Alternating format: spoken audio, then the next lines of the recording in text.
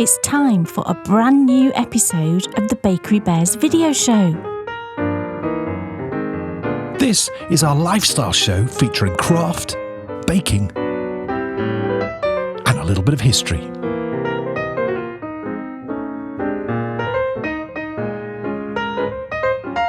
We've got lots of projects to show and one of our special series to share. What will we feature this time, and which of our projects will be our favourite? Let's get on with the show and find out.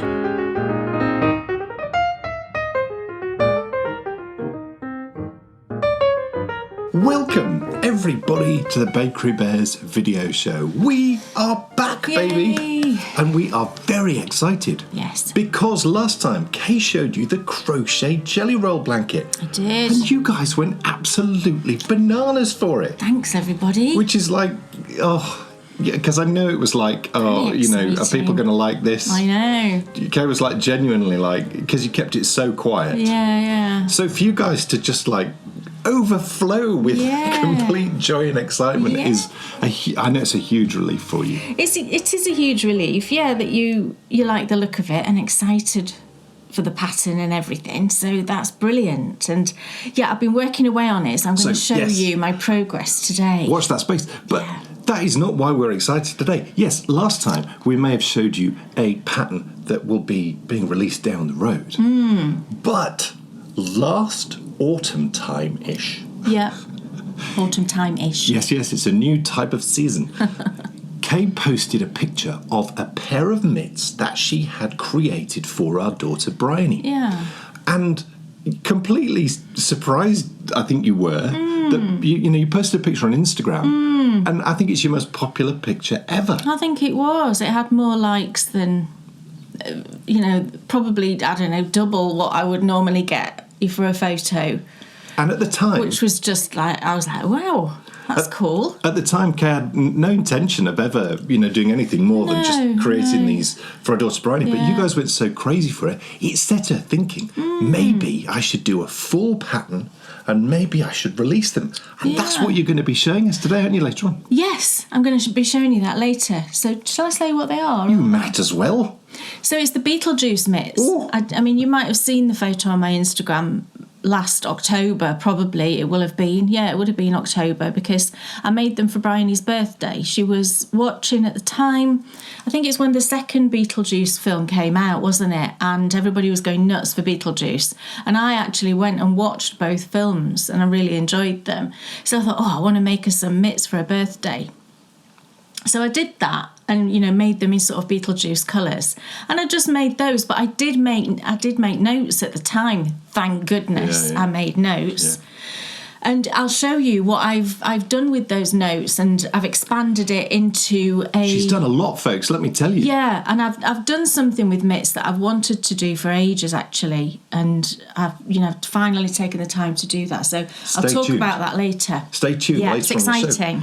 That's just the tip of the iceberg, though, because someone has a finished garment. Oh, my goodness. Later on in the show, I shall be unveiling my finished Goldie. All done. That's coming up later on in the show in What's Off Your Needles. And I shall have it on doing a bit of a turn. Yeah.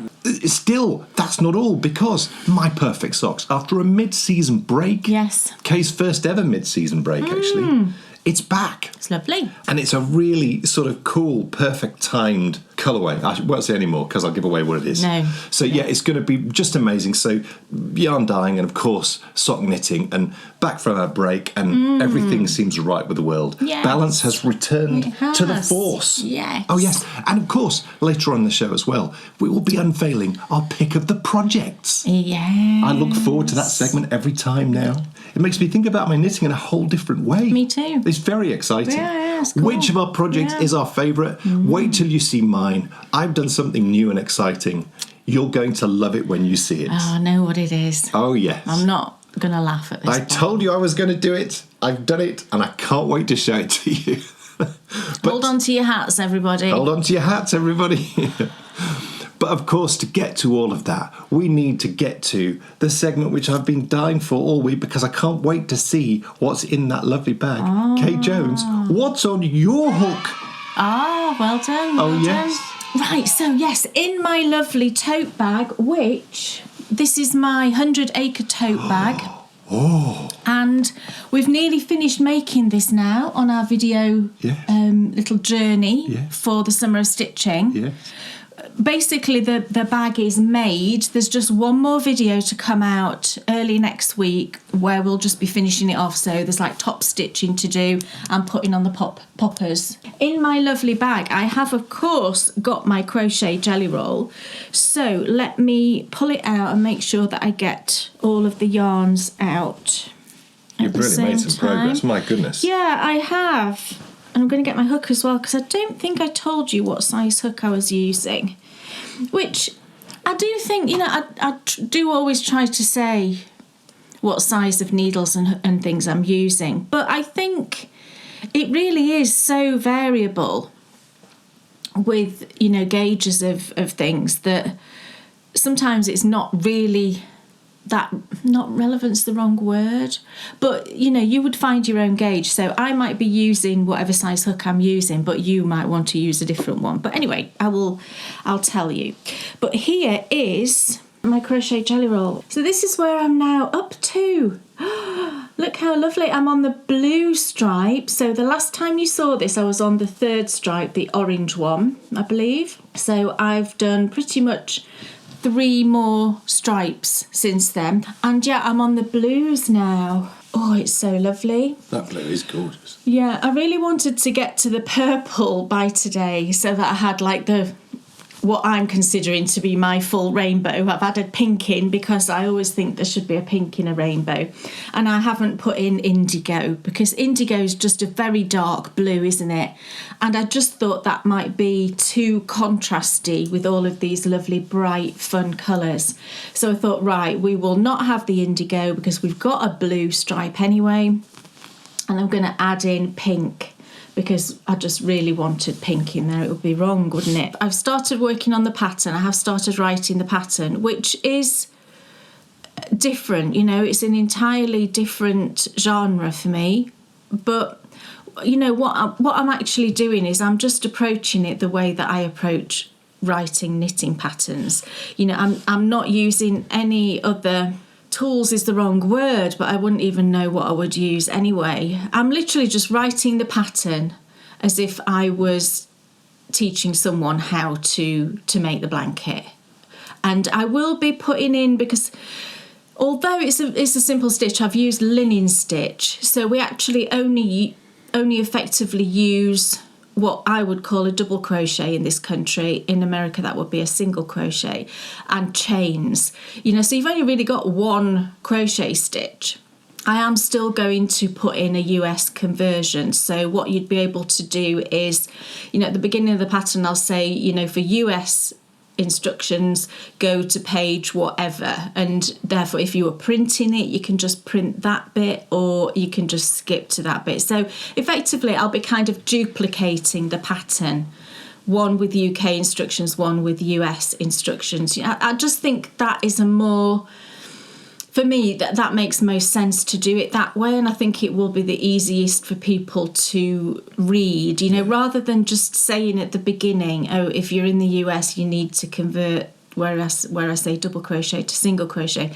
I think sometimes, even though that's a simple thing, I don't think that's the best way of doing it. For me, I would rather there be 2 sets of instructions. Yeah, so I've started the pattern writing process, and I'm kind of doing that in little segments as I work my way through the blanket, because I made notes when I was making this, but interestingly, when you come to write a pattern, other things come into my head. So what I actually did as I was writing, starting off writing it, I just got my hook and some scrap yarn, and I started another one.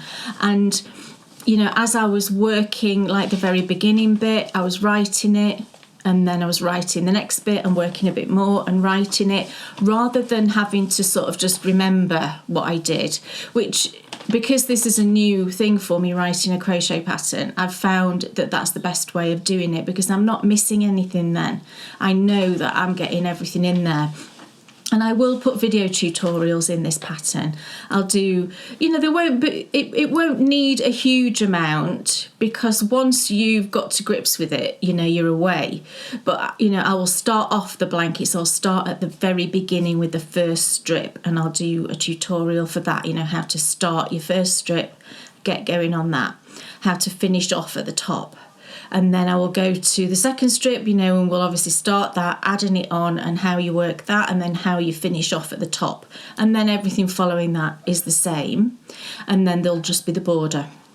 Oh, and weaving in ends as well, I'll do that. So there will be a few videos in there.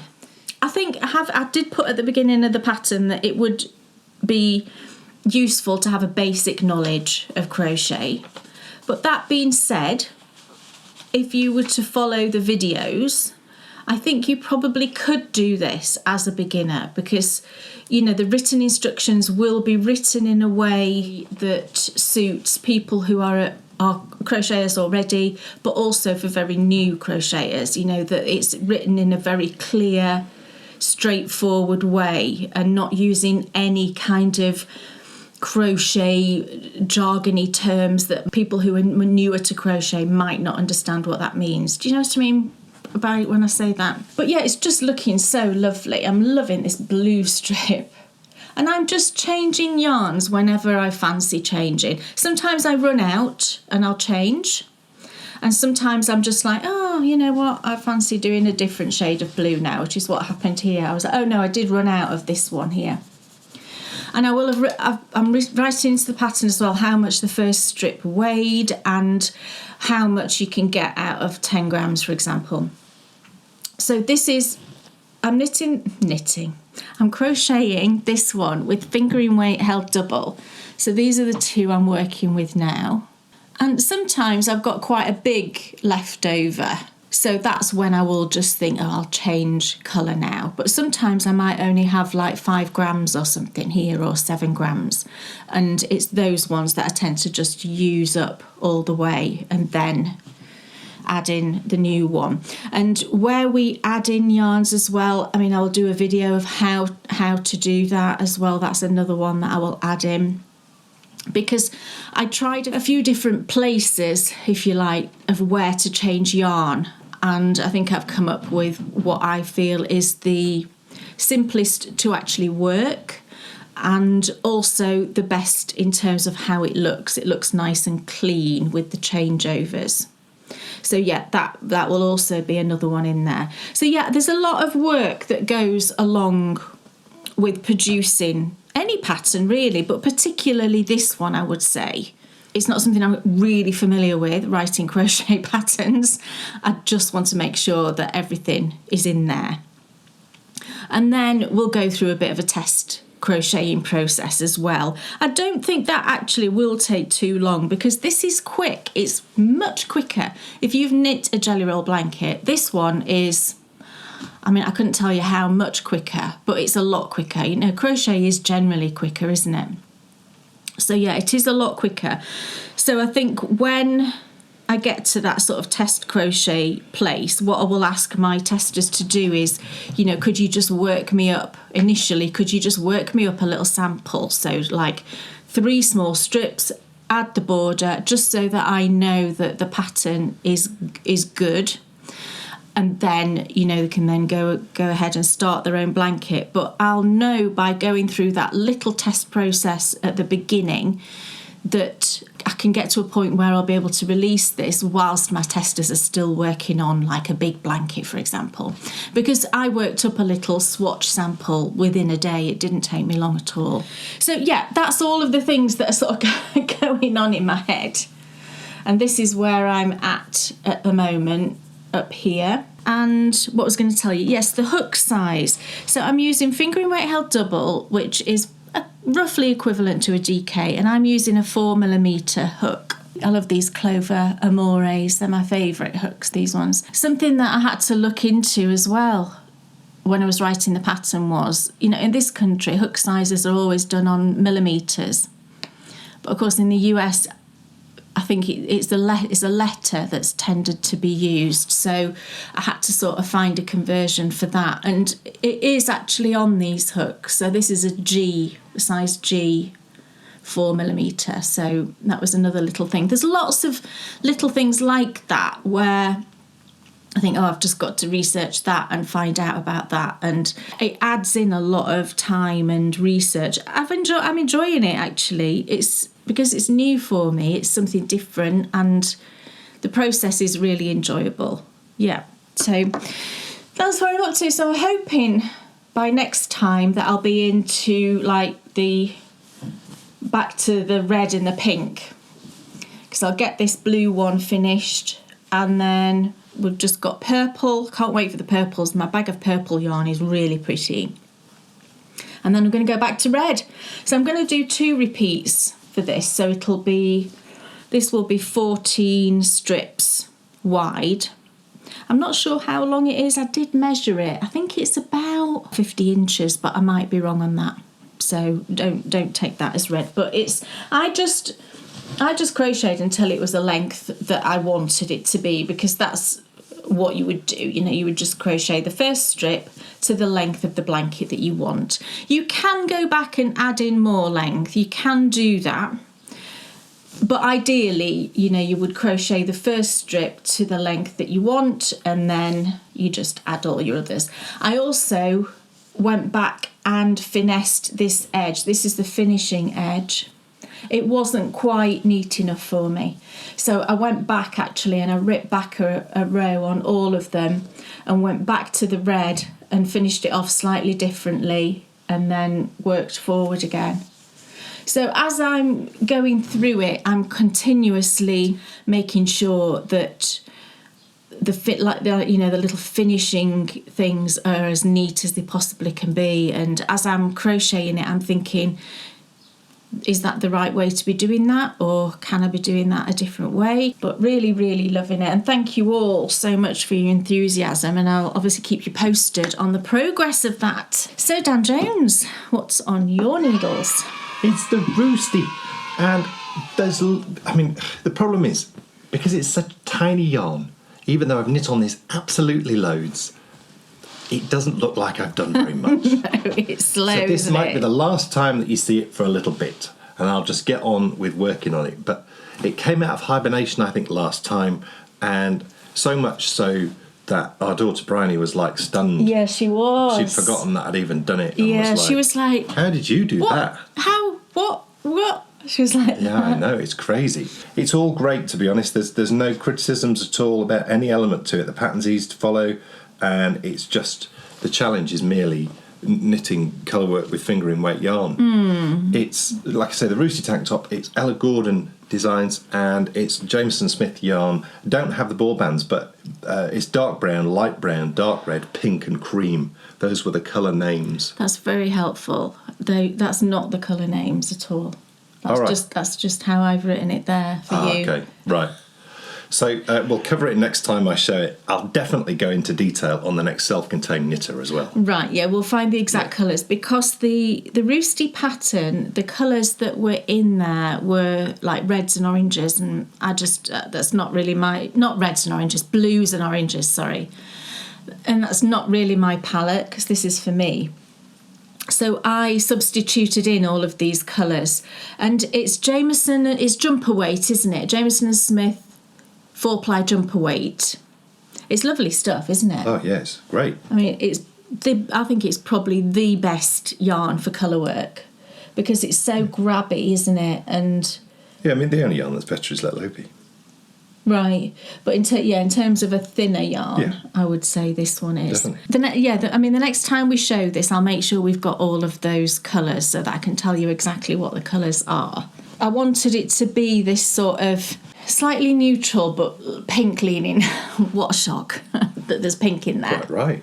Yeah. It's so difficult choosing colours for a pattern, because you can't suit everybody, can you, in terms of colour preference. So she's probably gone for colours that would appeal to a wide range of people. Maybe these ones I've chosen might not, because they're more sort of pinkish, reddish leaning.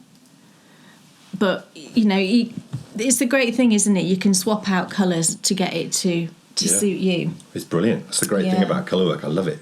So Roosty tank top, loving it. I'm going to, get on with it quietly now and show you some other projects because the progress, that's why I hibernated before, because the progress is just too slow. It's slow, yeah. But it's a great project and I'd highly recommend it. And I'll go into loads more detail with those colours as well on the next self-contained knitter, which is coming out at the end of this month. What else? Oh no, is there something there on your needles? Yes. Yes.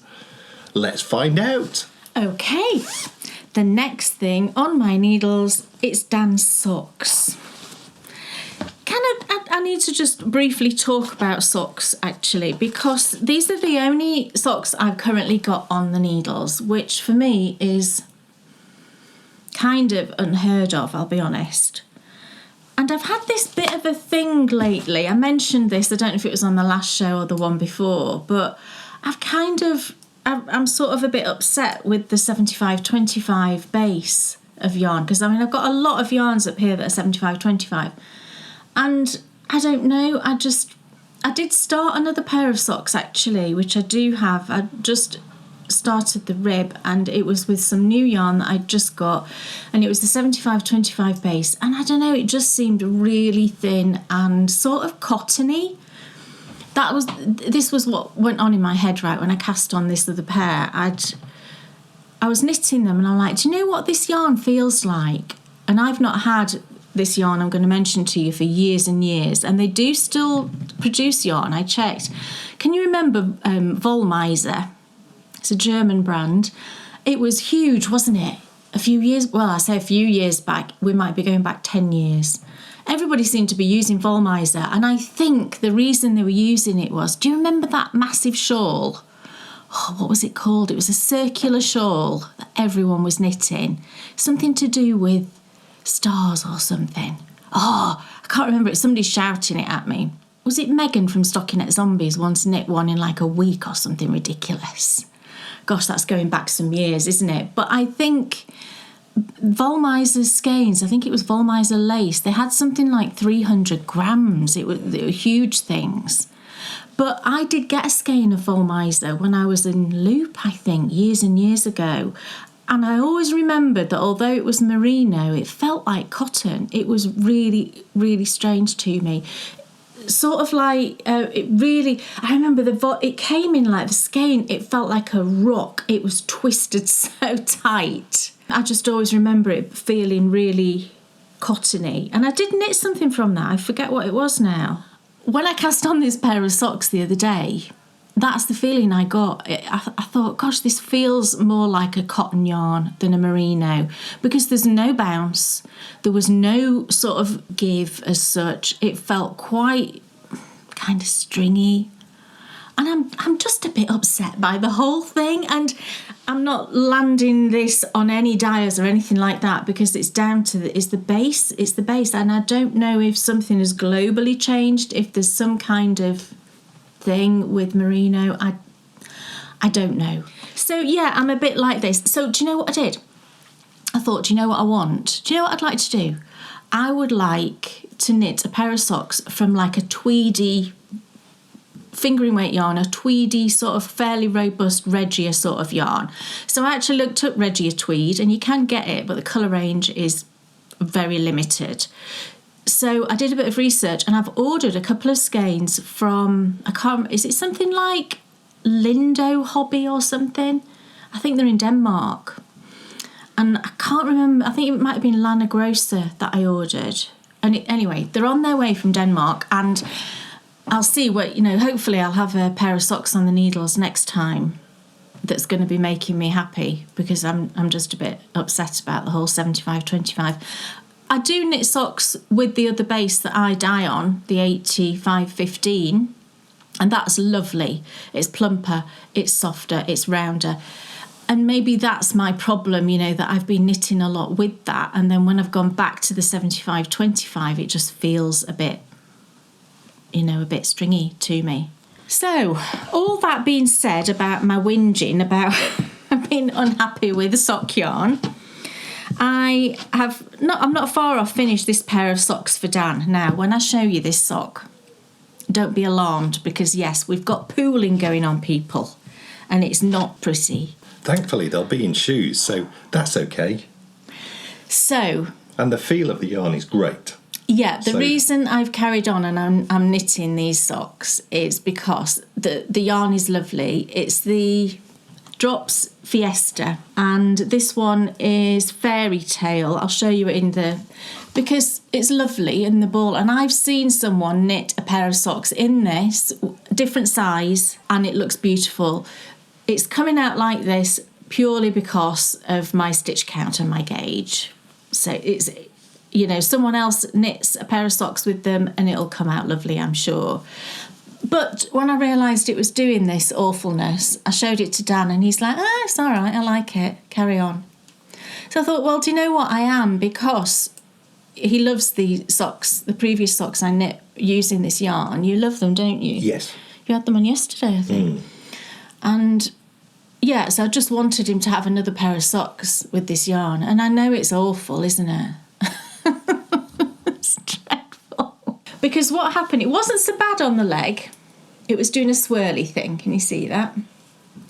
But it changed on the foot. And I've realised that that can only be because we've not got patterning all the way around like the leg. So my gauge will be slightly different here because it's half stocking stitch, half pattern. That must be why it's different on the foot. This size that I've created for DK weight is technically like an extra large, because generally you have 3 sizes with socks, don't you? And the largest size, which is usually round about 52, 56 stitches for DK, wouldn't have been big enough for Dan. So I did a bit of playing around and came up with this size, which would be an extra large. And I measured, it's interesting actually, I measured Dan's around your foot. I don't know what that would be called, your instep maybe. It was, and I think this might be the case for, I don't know if this is a sort of general rule with feet and ankle sizes. Everyone's so different, aren't they? But with Dan, his foot circumference was 11 inches and his ankle was also 11 inches. So for sock sizes, that worked quite nicely because it goes, small would be 8 inches, medium tends to be 9 inches, large 10 inches, extra large 11 inches. That sort of works. And, you know, you generally would know, wouldn't you, if you're a sock knitter, you kind of know what size suits you. Because some people actually prefer a sock that's technically a bit smaller than their foot because they like it to be sucky in. Some people like them a little bit more relaxed. But yeah, one sock finished and the other one I'm on the foot. And weirdly, it's not knit up quite the same. I suppose it's swirling here on the leg. Here now, I'm just on the plain foot. It doesn't quite look the same. You can see that. My gauge, it's not I don't know, like it looks the same. I'm not going to start analysing my gauge just to see whether it's a tiny bit different. It's a different ball of yarn.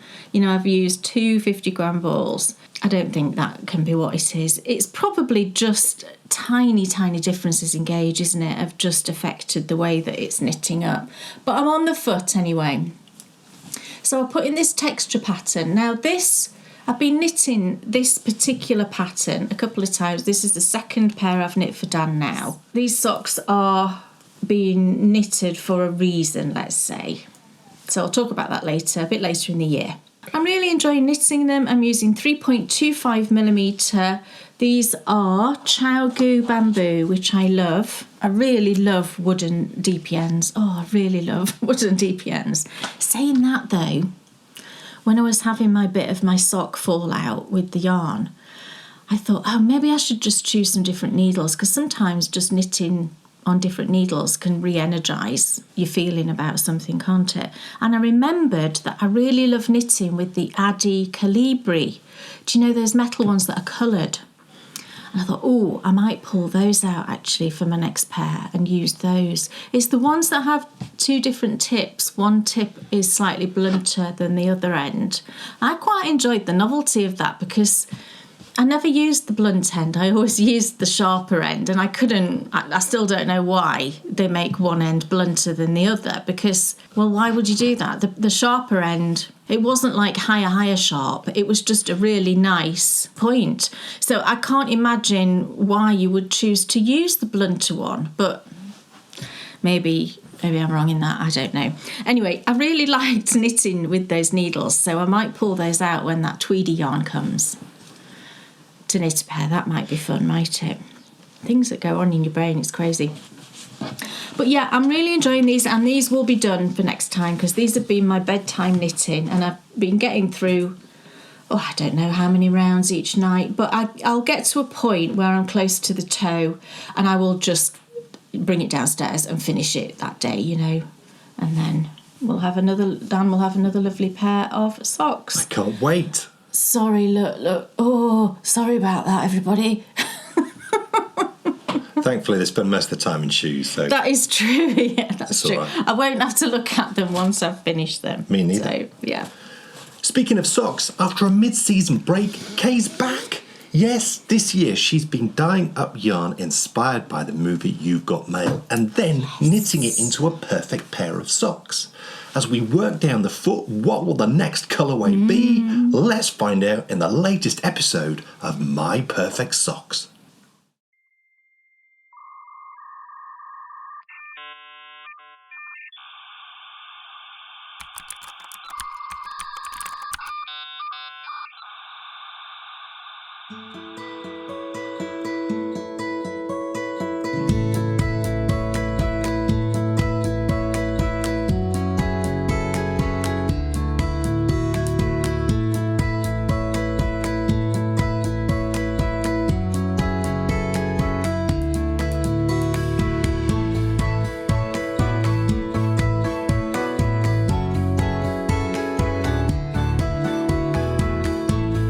It's a brand new year, so it's time for a new challenge. I want to knit myself the perfect pair of socks. To do that, I'm going to need yarn and lots of it.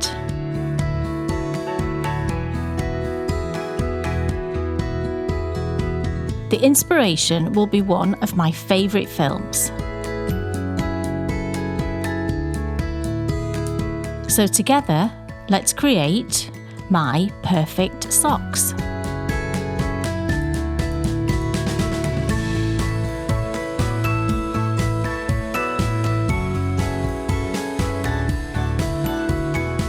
Welcome back, everybody, to My Perfect Socks. Yes, I am back. I've had a little summer break for Dan to get his series on the go. But yeah, I'm back now and we're going to be dyeing some yarn on what is an extremely hot day. So if you see me wearing different things or my hair is up or whatever, it's just because it's absolutely boiling in the kitchen and I've got to get the dye pots on and the steam and all of that business. So it's going to be fun, isn't it? But actually, it's perfect timing that it's hot. Just to recap, we're on part 9. Part 9 of our socks. We're almost there, aren't we, really? Not far off. And because it's now July, and our theme of You've Got Mail does have, that film does have a festive vibe to it. There is a section of the film where it is Christmas, and we've got that whole thing happening as part of the story, really. I thought we would embrace the Christmas in July thing. And we're going to be doing a Christmas themed colourway today. That's going to be fun, isn't it? I think it's really nice in a way when you're boiling to think about something that's cold. When me and Dan went for our walk this morning, we were like, oh, it's not long till October when we can wear coats, and just kind of psychologically might make you feel a bit cooler. So yeah, we're going to be doing a Christmas in July colourway today. And what I've chosen, I've been saving this one because it's one of my favourites. When I dyed all these up last year, this one was definitely one of my favourites. But it's part of the film where Meg Ryan's character is decorating the tree in the window of the bookshop. And she's thinking about a song. And I'll talk about what the song is actually when we're sat down. But the line from the song is, it's coming on Christmas, we're cutting down trees, I think, or I'm cutting down trees, I'm not sure. But it's coming on Christmas is what we've called the colourway today. So it's a good opportunity if you're not dying along with me and you've been kind of going into your stash maybe to get yarns. It is a good opportunity to look back at maybe Advent yarns you've purchased previously, or you might have a leftover skein, because the colours we're going to be using are very classically Christmas. So I'm sure if you aren't dying along with me that you will have something in your stash that is going to work for this. So brilliant. It's going to be I think it'll be a nice thing to have a rummage through all of your yarn to find something festive themed. And you might not want to go down this traditional colour theme. You might want to go a different way with your festive sort of themed colour. But for me, Christmas really is quintessentially these shades that we're going to be using today.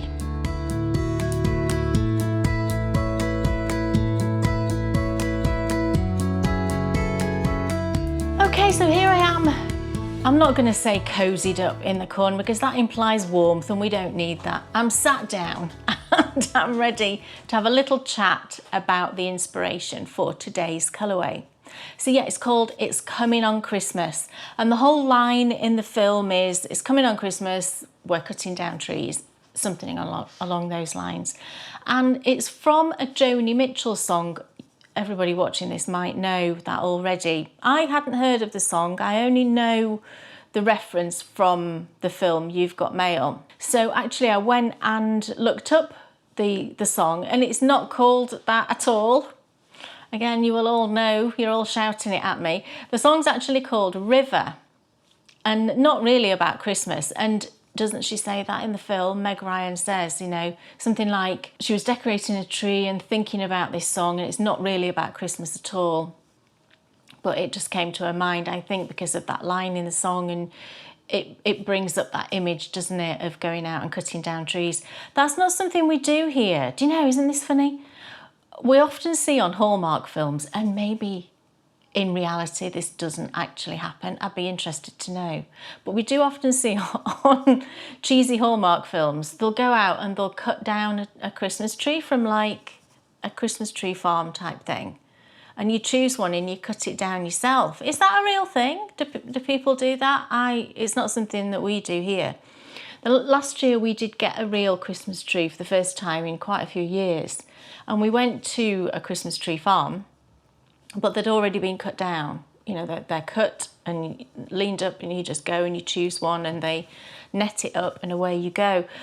I'm not aware of anywhere in this country where you actually go out and you choose one and you cut it down yourself. So I'd be interested to know is that just a Hallmark thing, or is that real?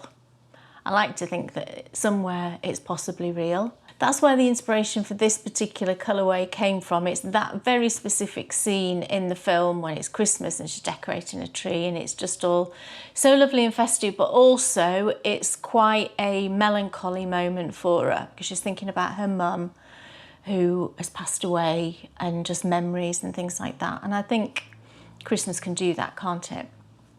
It can be difficult for people in that respect as well. If you're not dying along with me, then get into your stash, find a Christmas colourway. If you're not dying along with me, then just get into your yarn stash, dig out a Christmas colourway that you might not have cast on or used or whatever, and wind that one up and use that. And let's have a bit of festive fun in July.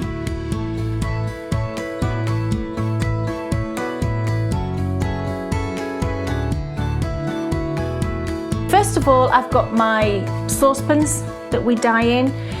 These are stainless steel. I like the ones that have two handles because they're nice and easy to move around when they've got heavy water in. I'm going to use 2 pans this time because we're dyeing 2 different colourways each time. All of your equipment that you use for dyeing, you must only ever use it for dyeing because the dye powders are toxic. We then need our citric acid. So citric acid is our mordant. The mordant is the sort of chemical, if you like, that makes the dye permanently stick to the yarn. Some dyers use vinegar. People like Malabrigo, Madeline Tosh, you know their yarns always smell vinegary when you get them. That's because they use vinegar instead of citric acid. But citric acid is easy to get. It's a food safe product. It's basically the stuff that goes into fizzy sweets if you ever eat fizzy sweets. So we've then got some gloves. I've got some thicker rubber gloves which are more heat proof, and then I've just got these thin sort of surgical gloves. I've got a mask, of course. You must always use a mask when you are dyeing your yarns. I've got my big mixing spoon. Where would I be without my big mixing spoon? And a jug. This is just one of these cheap plastic jugs that you can get anywhere, and I use this for when I make a liquid solution with my dyes. I've got some old tea towels, and then underneath here I've got a piece of oilcloth, just a spare bit that I had from making those sort of wipe clean tablecloths, and this will keep your work surfaces lovely and clean and dye free. And then finally, in my little pot here, I've got some brushes and then my measuring spoon. So this is a 1/8 of a teaspoon measuring spoon. I think they're classed as like scientific measuring spoons, these ones, but this is stainless steel. I don't think I've ever had any other teaspoon. You know, and you just wash all these things thoroughly afterwards, ready for the next time. And then finally, we're going to be looking at our yarns. So each time we dye in this series, I'm going to be dyeing the same yarns. So in my bowl here, I've already got soaking in just some water, warm water from the tap, and a scoop of my citric acid, which is about a tablespoon. All I've ever done is bunged in like a scoop. These things usually come with a scoop, and I'm guessing it's about a tablespoon. Does it say on the back? No, it doesn't. But you know, I just put in a scoop when I'm soaking my yarns, and then you'll see each time I dye a batch of yarn, I put in another scoop. So in my bowl soaking, we've got fingering weight yarn, because this is for a lovely perfect pair of socks. So we've got a fingering weight yarn. Here I've got 100 grams, just one single 100 gram skein. And then here I've got two 20-gram mini skeins. So this is an 85-15 base, and it's a 4-plied yarn. So it's nice and round and plump, it's soft and bouncy. This is the base that I've been dyeing on for quite some time now. You can get lots of other fingering weight bases. You know, the standard one is that sort of 75-25, and that's very nice. I use that a lot to knit socks, but when I'm dyeing it myself, I just prefer this base. It's a bit more kind of luxurious. So 85-15 base, there's 400 meters per 100 grams. And then we've got the two 20-gram minis. So that's going to be what we're going to be dyeing on each time.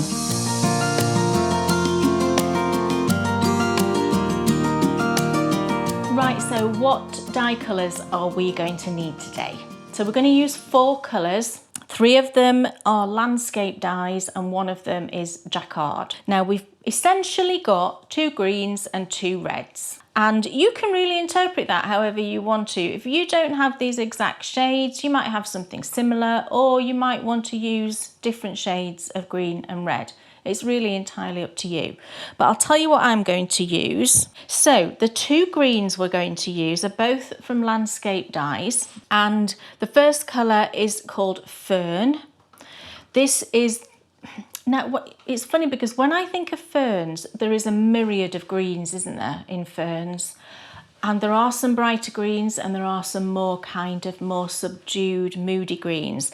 This one, this fern, is quite a bright green. It's like a mid-bright green, a little bit emeraldy, I would say. But yeah, quite a bright, intense green, and that's fern. And then the other one is completely different. This one is moss. Landscape Dyes again, and it's moss. This one is a very yellowish green. It's beautiful, really gorgeous colour. I've used this one quite a lot, you know, in the past. But yeah, this one is a very yellowish green, as moss is. You know, if you just imagine moss on a rock, oh, that makes me think of cool things. But yeah, it's that kind of very yellowish green, really, really pretty. So that's our greens, and then we're going to use 2 reds. So the first red is another landscape dye, and it's called Waratah. I think that's how you would say it. It's Waratah. I had to look up what that meant because this dye company is Australian, and a lot of their colourways are based on Australian things. So it's not things that I'm necessarily familiar with here in the UK. But I looked this up, and Waratah is a plant, a flower. It's like this massive red thing.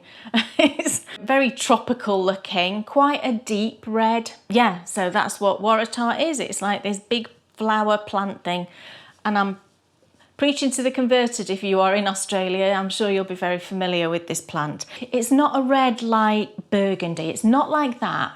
But then conversely, it's not one of the more kind of lighter toned reds. It's sort of somewhere in the middle. I would say it's erring more on a darker shade of red. So that's Waratah. And then the other red we're going to use is Jacquard, and it's scarlet. I'm certain I've used this one before. But this one is a very sort of light red. Is there such thing as a light red? I suppose there must be. But I see the Waratah as a deeper, more saturated red. Scarlet is a kind of, lighter red. So yeah, that's the 4 colours we're going to use today, and I haven't decided yet which one of these I'm going to use for my minis. I'm sort of leaning towards one of them, but we'll wait and see until the main skein's dyed up, and then I will decide for certain. But yeah, that's all of our dyes that we're going to use today.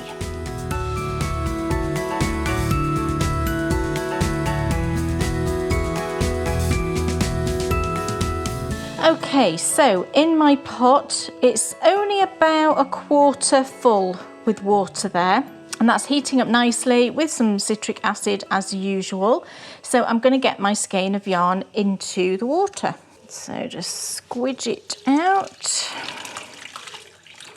And then we're going to get this in, and as we've done before, what I'm going to do is just try and get as much yarn on the surface as possible, but at the same time I'm trying to get like both sides so that I'm not purely just putting colour on one side at this point.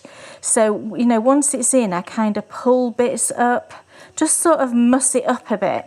And I think actually I've got a bit too much water in there, so I'm going to take a little bit out. Because what I want is, we're not speckling, but it sort of uses the same principles. So I don't want too much water in there, so I'm just going to take out a little bit. There we go, that's fine. We want it largely to be on the surface, but we don't mind if it's sort of poking up a bit. But we don't want it sort of swimming around all over. Right, so that was hot when I put that in. I'm just going to lift the temperature a bit. Yeah, it is starting to bubble. So that is nicely hot already, which is good.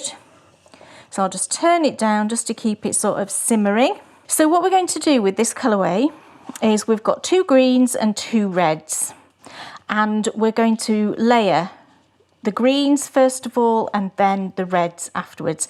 And doing it this way, we get lots of depth of colour. You know, we get quite intense areas of colour, but then also we'll get sort of a different shade of green where the 2 greens mingle, and likewise with the reds. So I'm going to start off with the fern. This one is actually quite a bright green. You wouldn't think so with a name like fern. You'd expect it to, but then ferns are quite bright green, aren't they? So I'm going to use a flat teaspoon. So this is my usual 1/8 of a teaspoon, and I've just got that, a flat teaspoon. And what I'm going to do is sort of move around in a little river, just tapping gently, nice and close to the surface. The reason I like to go nice and close to the surface is just so that we are limiting those dye particles flying around, and then just go back and sort of fill in any gaps. Now don't do anything with that, just leave it, okay? I think, just judging by how when I've dyed this before, I think I'm just going to add a touch more actually.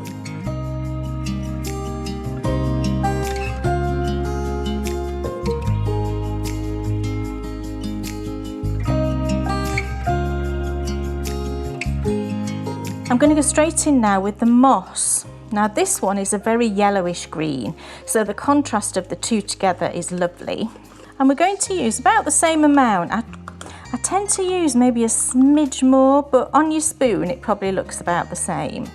So 1/8 of a teaspoon. And what we're going to do is we're going to move over the same area that we just put that first green.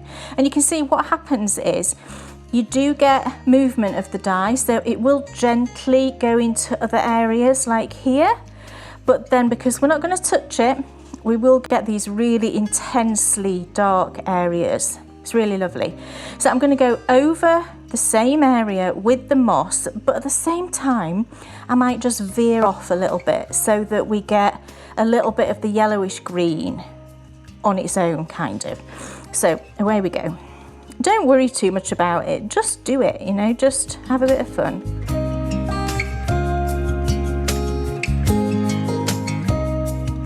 And then I try and remember the edges as well.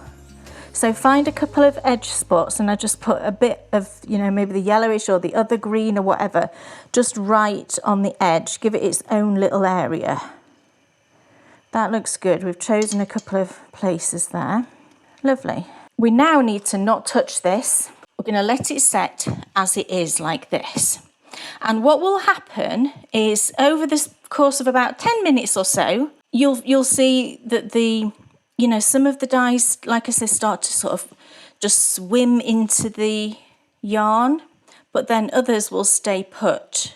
And I think this is a really easy technique because all we're doing is sort of sprinkling. We're not, you know, doing anything else. We're just sprinkling and then leaving it be to set, and then we're going to move it and we're going to do the reds. So yeah, I'm just going to leave this now for about 10-15 minutes at the most, I would say, until these two colours are fully set.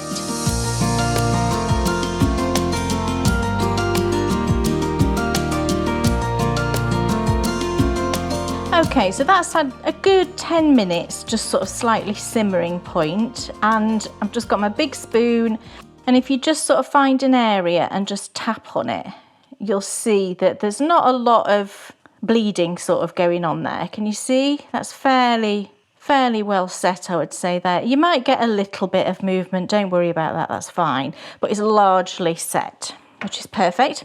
So now we're going to move it around, give it a bit of a jiggle, and then put the red on. But as I lift it up, you'll see, can you see, doesn't this just look lovely? It just creates such a really lovely effect, I think, because we get areas where, for example, it's just the fern. But then here where you've got the moss on top of the fern, you get two different ones. And then up here, can you see where that moss has just sort of bled and you've just got this really soft green? So what I'm going to do now is move it on the tie to the sort of roughly other end. And then what you'll find is that there are areas, look, where we've not got a lot, but then there's areas that have got quite a lot. But if you look all the way around here, for example, we have got it all the way around. So this is how I try and make sure that we've got a good sort of variegated looking skein. So now I'm going to drop it back down with the areas that you can see that need some dye, if you know what I mean. So the whiter areas I'm going to keep to the top, but we do sort of want some of those green areas on top as well. And you will naturally get that because we've done a pretty good job there of getting colour through a good amount of the skein. So we can see here where there's quite a lot of white over in this area. We've got some green here, oh, it's lovely. And then a good amount of area there to go at as well. So that's perfect. So now it's time for the red. What I'll say about putting reds on is what I always say about putting reds on, and just go steady, because the reds I find are really intense. This skein, when it's finished, it will look, I mean, one of the colours doesn't dominate, but it might end up that the red looks more prolific than the green, just because of the nature of red, really. We don't mind that. At the end of the day, this is a Christmas themed colourway, isn't it? And we want red and green, and we're getting red and green. So here we go then. So I'm going to start with the Waratah. This is a deeper red, And I'm not going to use too much, maybe half of my spoon. Let's start with that. So I've got half of the teaspoon there. And we're going to do the same thing. And don't worry too much about where the green is. Try and sort of ignore the fact that there's green there. Just do what we did before, but we've not got as much dye. So I'm kind of going to do it a little bit faster and just a bit of a sort of thinner little ribbon, if you like. So just go through any sort of directions you want, really. And then I've got a tiny bit left there, so I'm going to find an edge bit.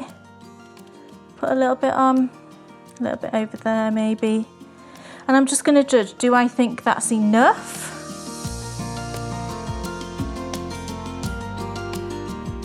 I think I'm just going to add a touch more. It's always better to go lightly and then go back, because we can't take it out. So just a touch more there. That'll be fine.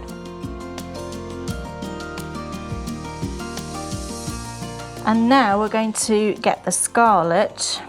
Now this is a jacquard dye, so this is a much finer powder than the other three we've just used. So I'm going to go again with about 1/2. Same thing, just on top of where we went, but you know, you can veer off a little bit.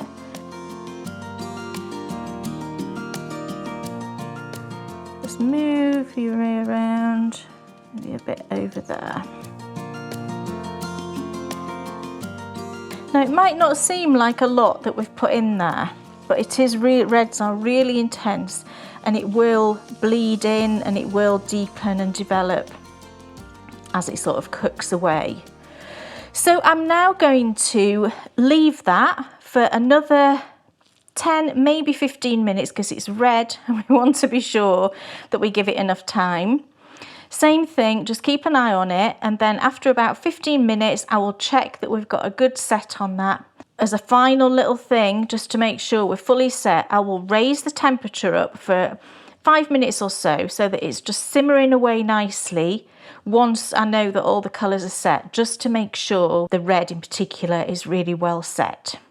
So 10 or 15 minutes just simmering away like this, don't touch it, then raise the temperature for another 5 minutes or so, and then I will pop it outside to cool down.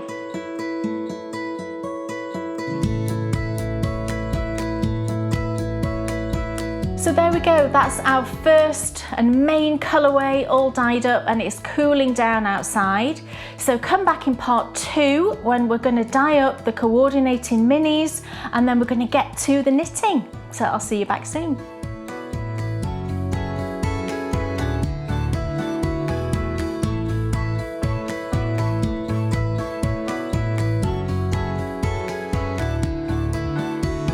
What a wonderful start to the end run of the series. Yes, we're partway through now. There's just 4 more episodes to go. 3 more after this one. Yeah, I was counting this one too. Well, there's 3 more to I go. know, but I'm a glass half full type of guy. Okay. We're partway 3 more through. after this one to go. Yeah, but don't worry, because you're still watching the 4th one. So we're all good. It's true. Confusing. Yes, Christmas in July, everyone. I know. And Kay asked the question within the episode, do people chop down trees actually, not just in Hallmark films? And I'm pretty certain butterfly. that is the case. Sorry, I was distracted. You think they do? I do. But do you? Let's find out. Please tell us. Tell us, do you go and chop a tree down? And across the world. I couldn't do it. Across the world, what do you do? First of all, do you put up a Christmas tree? And second of all, if you do you go out and do you chop it down yourself? Yeah. But one of our favourite Christmas films is The Christmas Card. Yeah. And in The Christmas Card, they do shifts at the tree lot. Yes. So in that particular place, they're clearly purchasing them from a lot like we do. Yes, because they're already cut down. They are already cut down. Yeah. But don't they, as part of it, go and chop down the trees? They do. I don't know. Yeah, they do, because they go to chop down the trees. Sorry to run through the story of the film. They go to chop down the trees, and the wine merchant dude gets a phone call. Oh, that's right. And doesn't do any tree chopping. That is correct. And Cody is Mr. Hunk and chops them all down. And they've already loaded up the truck. That is right. Go watch the Christmas card. It's epic. This must be a thing then. Do you chop your own tree down? Do you know, I couldn't do it. We can't wait It's to find got it. too many reminiscences of Sycamore Gap. Oh, Don't go there. well, the sentencing has happened yesterday. That's all we'll say for that, for the people that chopped down the Sycamore Gap tree. And thank goodness they are going to prison, so... Yes. Yeah, obviously a tree with great Yeah. sort of connection to people all over the world. You know, lots of people go visit it, but a great connection with us. Went to visit it, you know, very early days with our daughter Bryony, then went back there after I got over cancer, and, you know, constantly went back there. And our story is similar to lots of other people's stories. You know, it was a real sort of, but, you know, it was a global story. It was, and we watched the sentencing live yesterday, didn't we? It was really emotional watching it. It was really emotional. The judge was amazing, I've got to say. So, yes. I forgot about the pick of the projects. Pick of the projects. And I think we started something last time. Oh. I think you should show us your pick of the projects first. Really? You want me to go first? Yes. Okay, that's exciting. Yes, so my pick of the projects... This is it. Is a pair of fingerless mitts. A story which began a year ago. No, less than a year ago. What were we on, July? Yeah, probably less than a year ago. Yeah. I think, because Bryony's birthday is the end of October, so it might have only been like early October or mid-October or whatever that I decided to make these for her, because they're very quick. But yeah, it was back in October last year, and it's the Beetlejuice mitts. So I've got the actual mitts here that I made for her, because luckily she'd only worn them a few times. So I gave them a little hand wash and I reblocked them.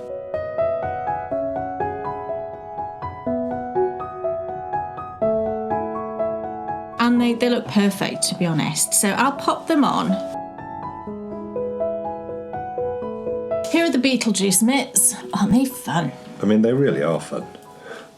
So I chose colours that are relevant for Beetlejuice. You know, the black and white, purple, green. It was interesting, and I remember when I was choosing these, I was looking at images of Beetlejuice, and I think one of the colours, I can't remember which now, wasn't really in there. The purple, it might have been, wasn't really in there very much. It was mainly the black and white for his suit that he was wearing, and then there was green in there. But yeah, I don't think the purple played a huge part in it. So when I was designing the colours for these, I decided to do it like this, because we just get... I wanted to balance the colours, I guess, is what I'm saying. So I knew that black and white was going to be for the hand. That's the main thing.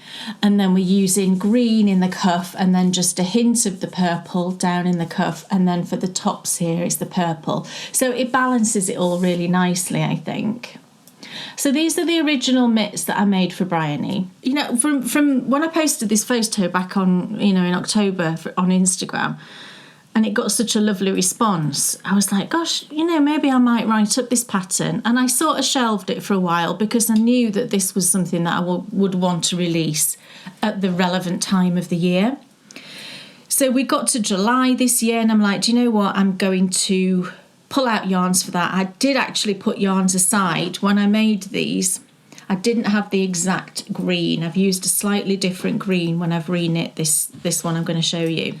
But yeah, I'd kept them to one side. I'd kept my notes. So I thought, right, okay, let's do this. So with fingerless mitts, in the past, I've made loads of fingerless mitts for me, for Bryony, gifts for other people.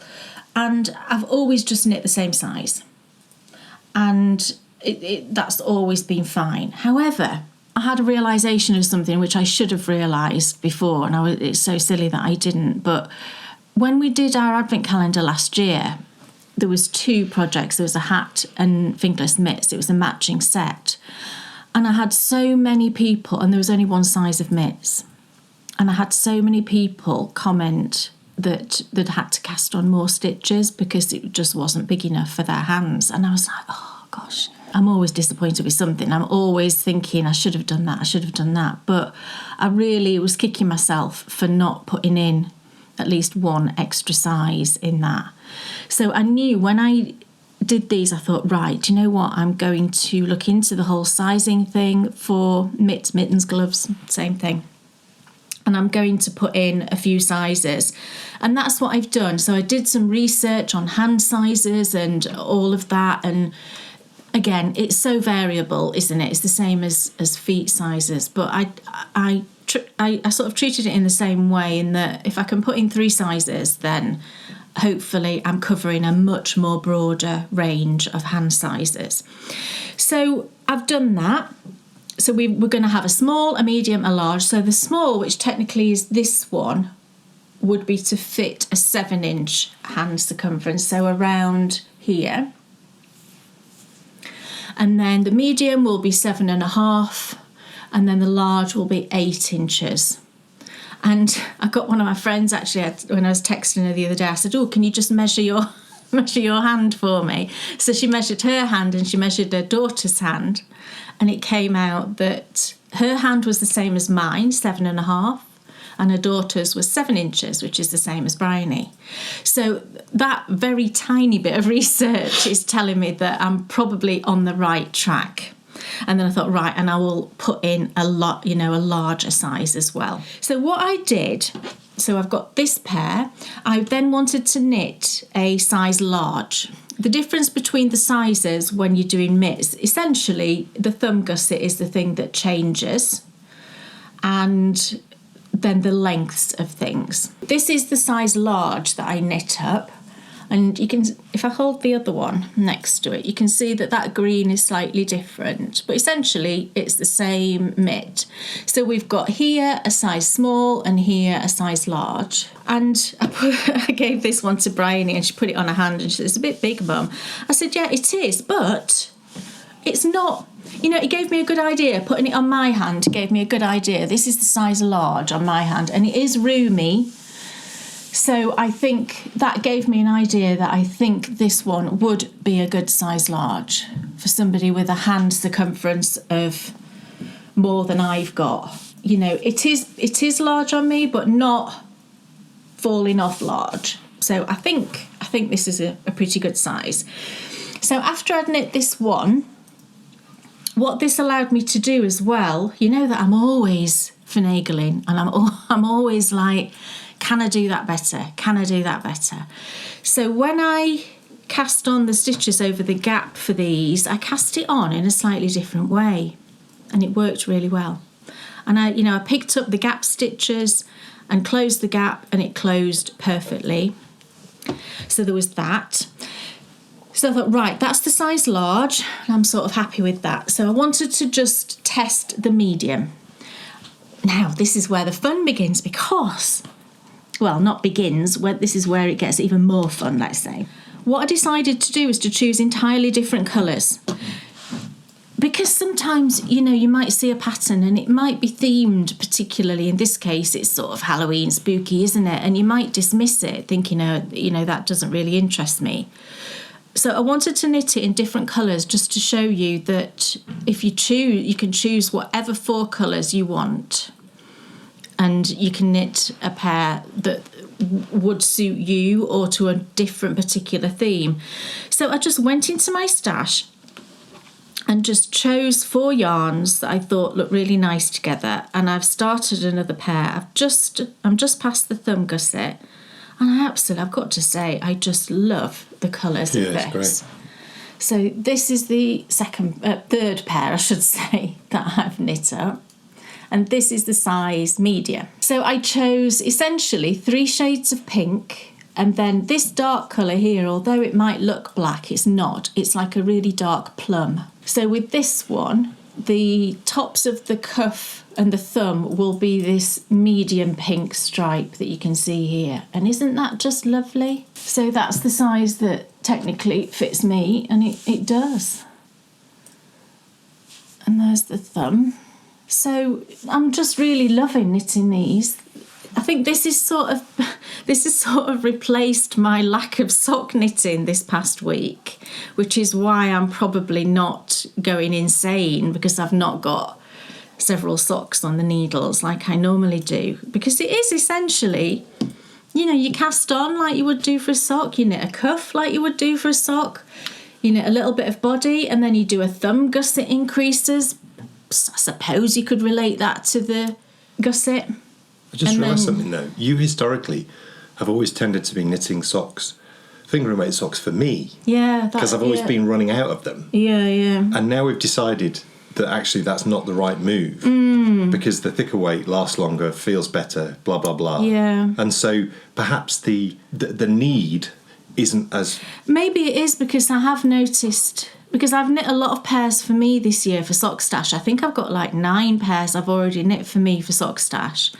And Bryony's got so many socks. So maybe that thought has been in my head that there's already a lot in existence. So, but that will never stop me from knitting socks because I just love knitting socks. But I suppose having a little...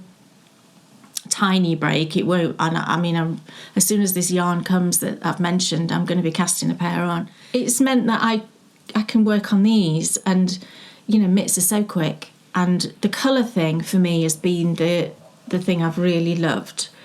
I just love playing with colour, and I love choosing colours, and I just absolutely love how this is coming out. So this pair will be for me, definitely. I want this pair.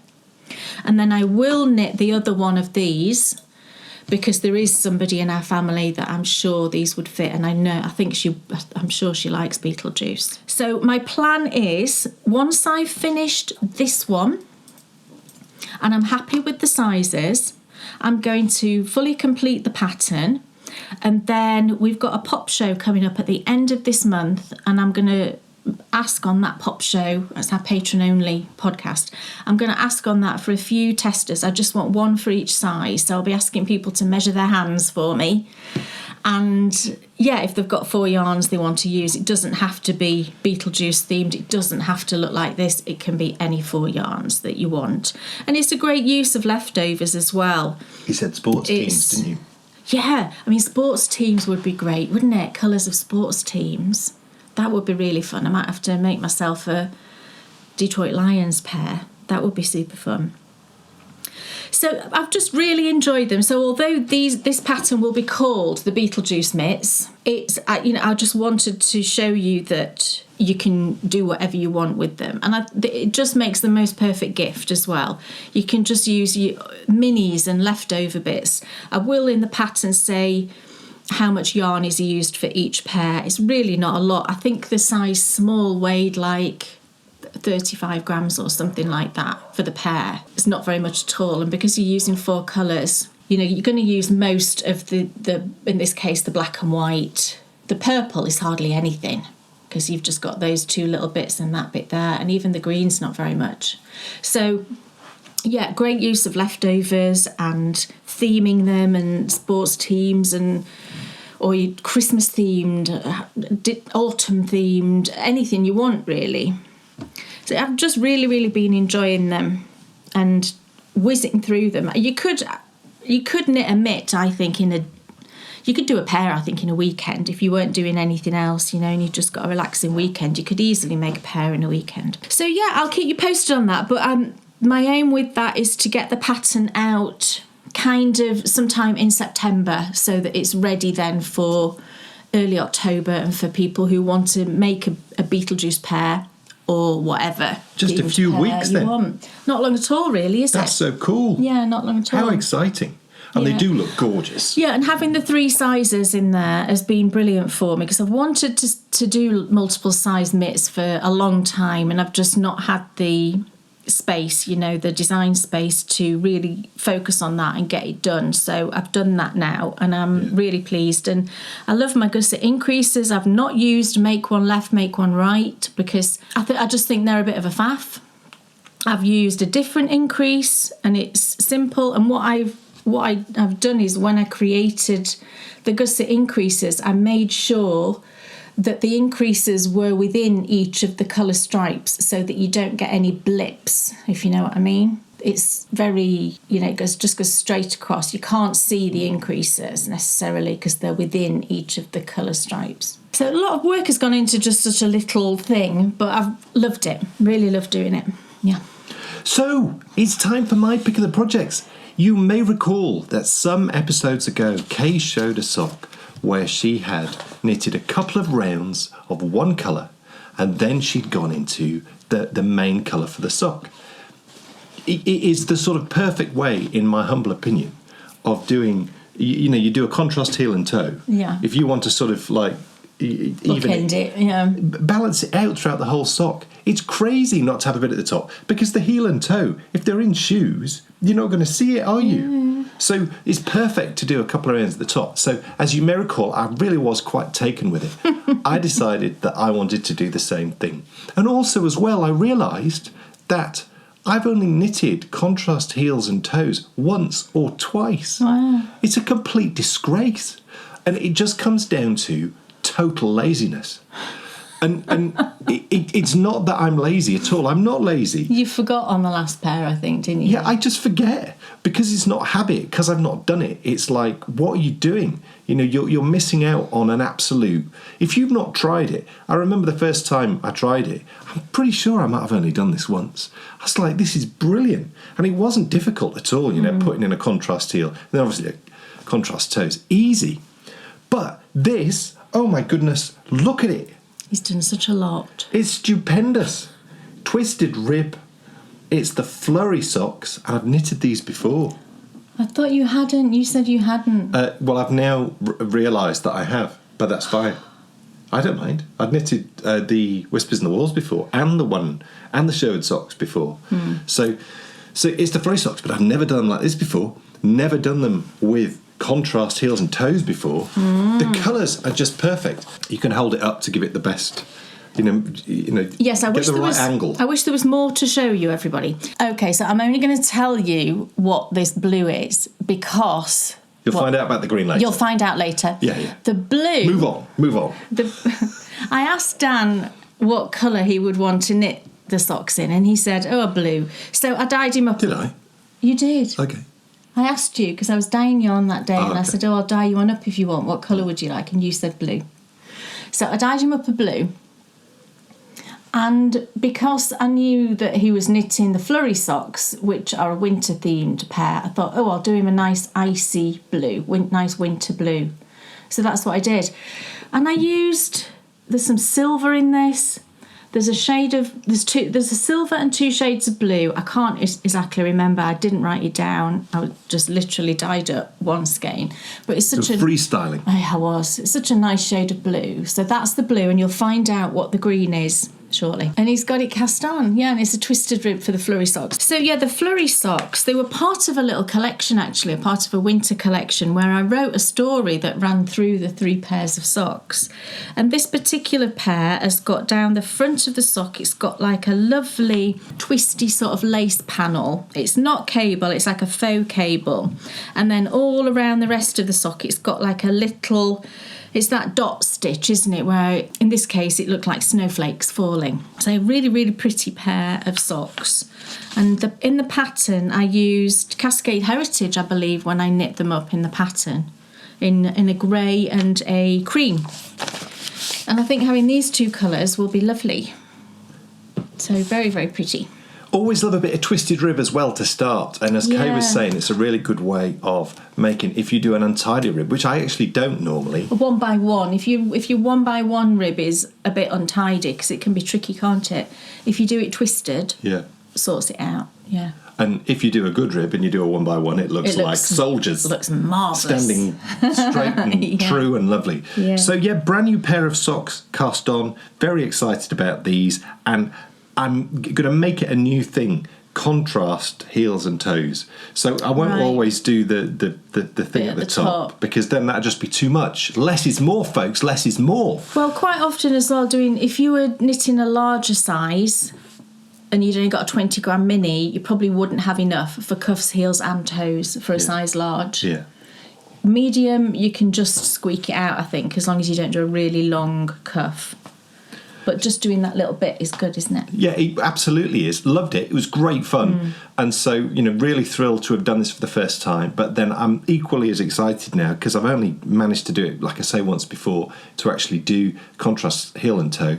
And actually, when you think about it, it really does make a sock, getting those differences in. It just, when you knit it, just with one yarn all the way through, I just sort of think I've been missing a trick, really. So it's going to be fun now to do a few pairs of socks with the contrast in. So it's going to be a whole really new great. world for you. A whole new world, yes. It's time for, oh yes, Kate to say. Oh, Dan Jones. Yes. What's off your needles? Oh my goodness. Can you believe it? Wait till you see it. Oh, I love it. This is the best. Do you know what? There's nothing better than being able to knit a project, start to finish, cast it off, and at no point think, what am I doing? It's so like rewarding, and to know, what length of sleeve do I need to knit? I know. How do I know this? I've got no idea. Well, it's all thanks to Kay, and it's all thanks to trial and error and thinking. But I mean, to just that in itself, I know sleeve length can be a real nightmare for people, and so learning how to do that's been brilliant. Similarly, knowing what body length that I like, because again, everybody's different, aren't they? Some people like shorter bodies, some people like longer bodies, and it's an easy thing to mess up. But then, of course, as well, doing these wonderful yokes. This is the Godie, of course, knitted in Let Lopey. And then this time, first time ever, where I've looked at the collar and gone, I don't like that one that's on there. I'm going to change it for something else. So I put in the Rodari collar, and I think it looks pretty spectacular, to be honest. Brilliant. What works for me really well with the Rodari collar is it's wide. And it doesn't sort of tighten up. It loosens off. And so it's easy to get over your head. Yeah, I bound it off for Dan with a really, I bound it off using the one where you knit two through the back loop, knit two together through the back loop, and then pass that stitch back onto the left needle. And then knit two together through the back loop, pass that stitch back to the left needle. And that's a really nice stretchy bind off. And whilst Kate did the bind off for me, it's not that I can't do the bind off, it's that when I've done the bind off before, it's been too tight for my big head. Yeah. So that's why I asked Kate to do it for me, which she did, which was just marvellous. The other thing as well, which I just love doing, do you know what? I love knitting sleeves. Not only do I love knitting sleeves, I love attaching them to bodies. I then love sorting out the holes underneath. Again, because, do you know what? I think one of the reasons why I enjoy doing that is there's been some disasters along the way. True. Like the time when the yarn was left in the middle and I didn't knit it to the end of the sleeve. The pattern didn't tell me to, actually. No. So it wove it in. I thought everything's lovely. But of course it's not, because stress gets put on that part of the jumper when you're putting it on and you're taking it off, right in the middle, right on that where the seam would be on a seam jumper. And what happened was, first time I took it off, it popped. Yeah, it did. So thankfully, I have a genius who lives in the house, and she was able to unpick it, and lesson learnt. And you learn these lessons, don't you? You learn from them. And then then, when you do it next time, oh yes, knit it to the end, weave it in, everything's fine. So it's finished, and this is it on. Doesn't it look lovely? It's marvellous. It's warm. I'll tell you something. It's folks. warm when it's a 25-degree day. But you have to put a jumper on. I do stand by what I've said before, and that is that different Lopey colourways are warmer and cooler. Right. So, for example, one of the warmest jumpers that I have is the Anniversary. One of the coolest jumpers, for want of a better word, because none of them are cool. Alexander would work on a warmer day. The Anniversary works on a cooler day. Right. Rodari is the sort of even one. This is a warmer one. This, I don't know if it's because there's more going on up here with regards to floats. I'm not sure. Yeah, it's thicker because of the floats, maybe. It does seem a bit thicker, but it is in the body too. You can sort of feel a real heat. I haven't blocked this. I haven't washed this yet because, to be honest, he's not going to be wearing it until probably October. So I just thought there's no point in me washing it until he's ready to wear it. So we'll just...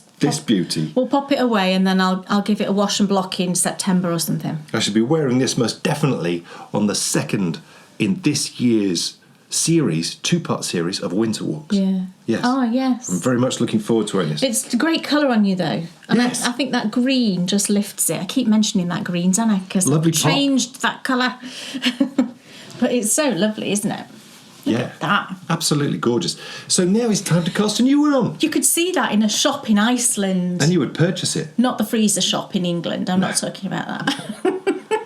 Do they still have shops? Do Iceland still have shops? A freezer place? Yeah, they do. No, maybe they don't. I've seen deliveries of Iceland. Oh, so they must do then.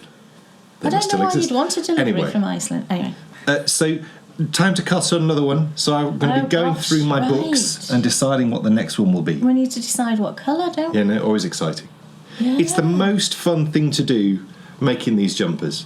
It's totally my thing. It will never ever get old. So, but this is what it would look like on me. Except it would never be on you because you can't stand the feel of the yarn. I cannot. And you know, I've spoken about this before, but what I would say to you is the first time I ever wore one of these jumpers, it was when I was filming for the Advent calendar. I remember I was down at a church fairly nearby and I couldn't change. And it was actually a really good thing that I couldn't change, because if I had been able to, I would have taken it off and probably never worn one again. Right. And over the course of that half an hour where I couldn't change, where I got used to it, it made me realise that whenever you put these on, for the first 30 minutes it's purgatory and then it's heaven. It's true.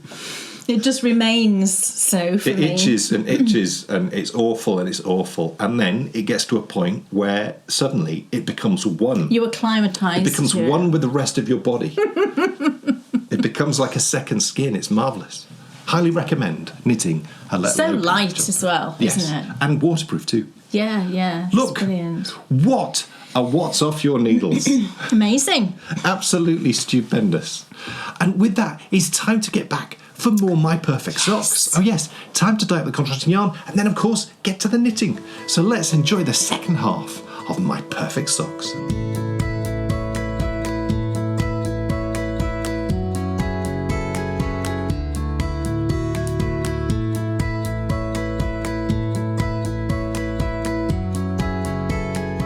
Welcome back everybody to My Perfect Socks. So our main colour is now all done. It's time now to dye up the coordinating colour. So we're going to get to that, we're going to get it dyed up, and then excitedly it'll be time to sit down, we're going to have a chat about the socks, and then we're going to get to the knitting.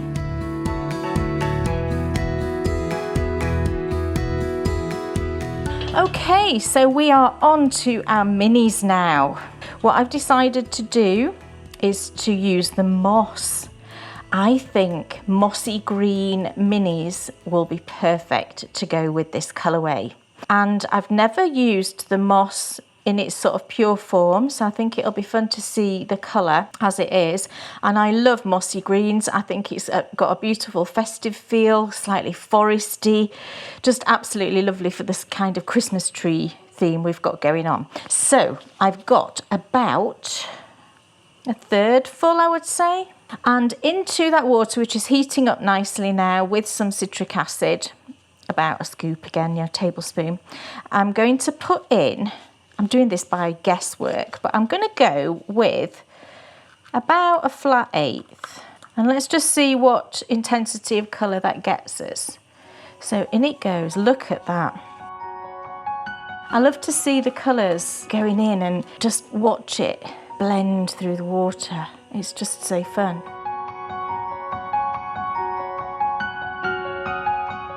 And you can sort of see the green shades in there, but it also, there's kind of a lot of brownish colour in there too, I think. So let's go in with our big spoon, because this is going to be a tonal, so we want to make sure we've dissolved all of that dye.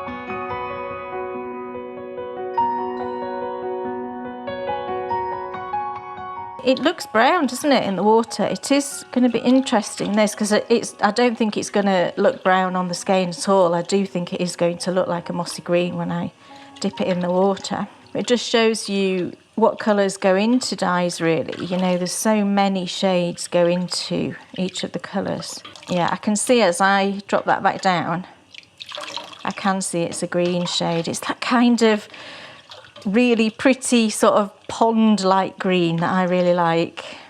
That looks good. So that is steaming now, that water, so it's plenty hot enough to get our minis into it. And let's see what this colour's going to look like. As usual, I've got my 2 minis here.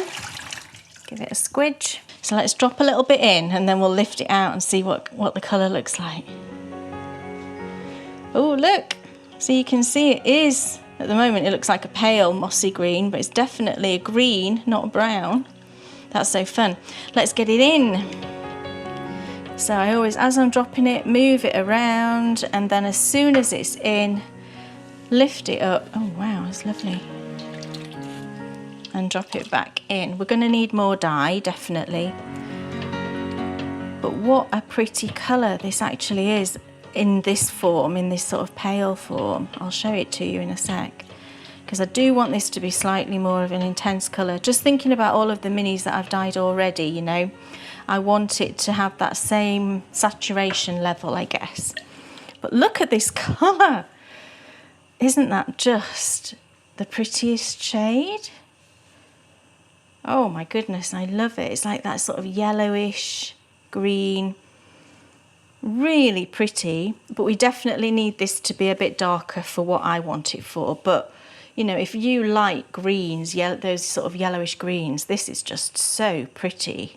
I'm going to put in another 1/8, I think. Now that I know the level of intenseness of that, let's go with another 1/8. In it goes.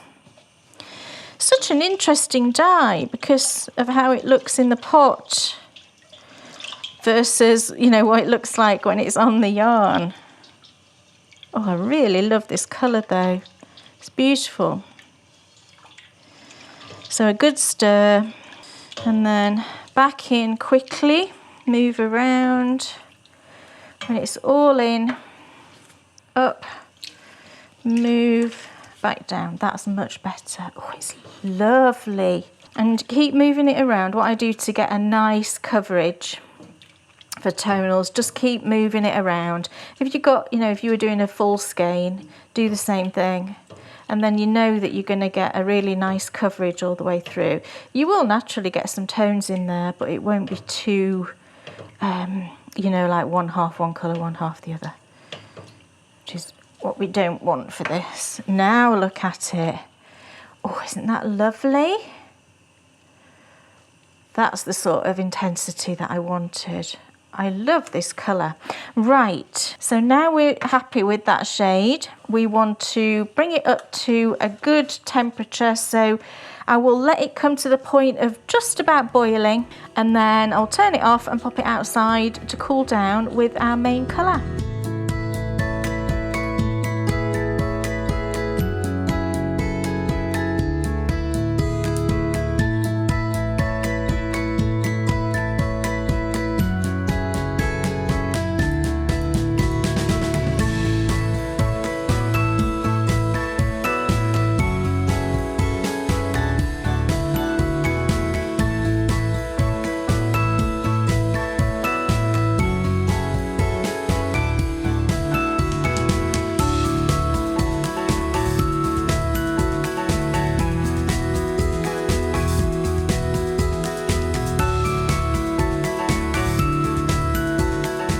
So that's our yarn all dry and ready to be knitted. So it's time now to get it skeined up and get that yarn on our needles.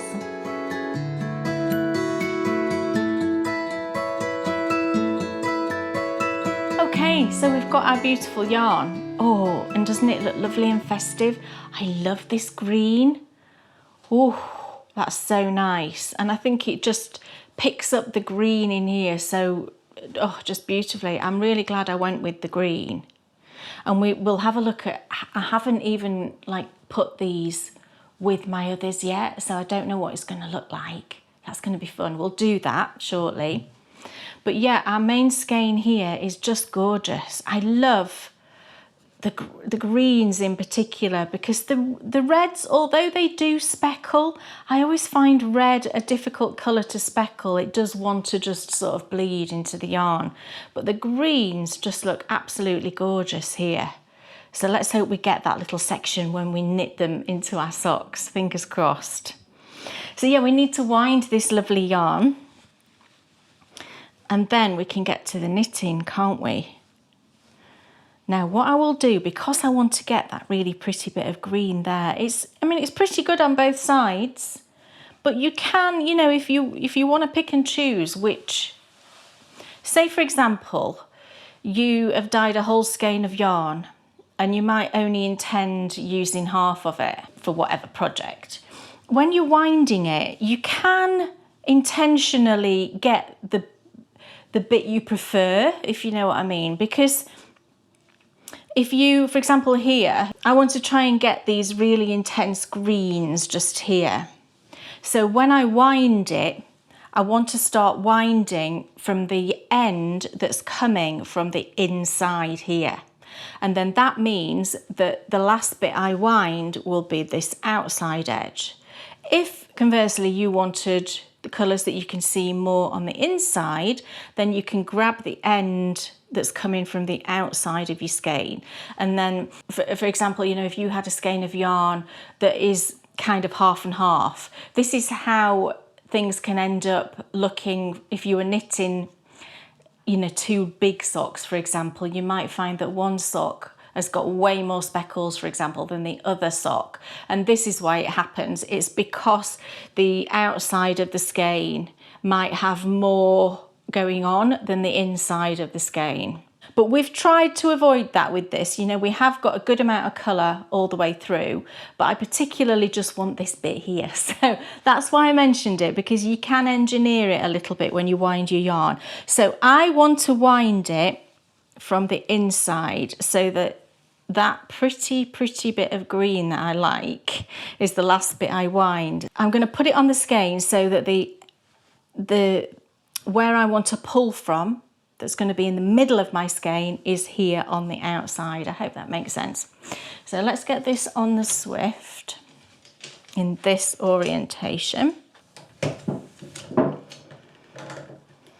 And I've brought down my snips actually, because I've had these for years. I've got some Kohana snips. I think they're a Japanese brand. I've had these, like I said, quite a number of years. They are really expensive. I think they might be like 40 or 50 pounds or something. They're pricey things, but I just really wanted them. So I said, you know, I said, oh, you know, I'll have them for a special birthday. And I really like them. However, they're not perfect. There's a couple of things that happens when you try to use them that really bugs me. And I think for the amount of money, I think they should be perfect. Right, let's snip our ties. And I'm going to leave the one that's holding the yarn together to last. I think actually I took the other two off already. So when I take my tie off now, I'm going to look for my ends, the two ends, and what I want is the one that's coming from the outside. This one is coming from the outside. The other one is coming, yes, right. So we're now pulling from the right end. Let's hope this works. I've done this numerous times before, you know, if I'm winding a skein of yarn and I think, oh, I like that bit more than I like that bit, and I want to start with that bit. So I'll try and wind it in that way. Let's get winding.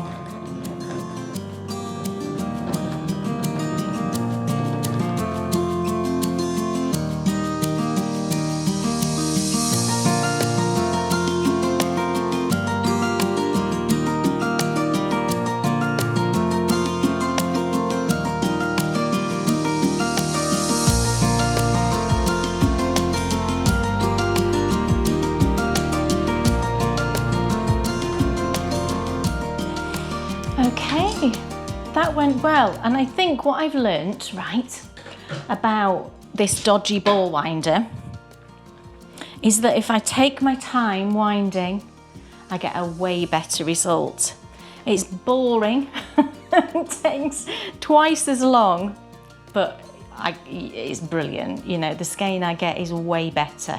So if you've got a ball winder that's kind of producing dodgy cakes like mine was, just try going slow and it might solve it. And look, we have managed to get, I can see lots of those deep greens that I wanted on the outside. So that worked out lovely. Oh, and it looks so nice. Oh, it would be a perfect pair of Christmas socks, this, wouldn't it? A full pair of Christmas socks with cuffs, heels and toes in that. Just lovely.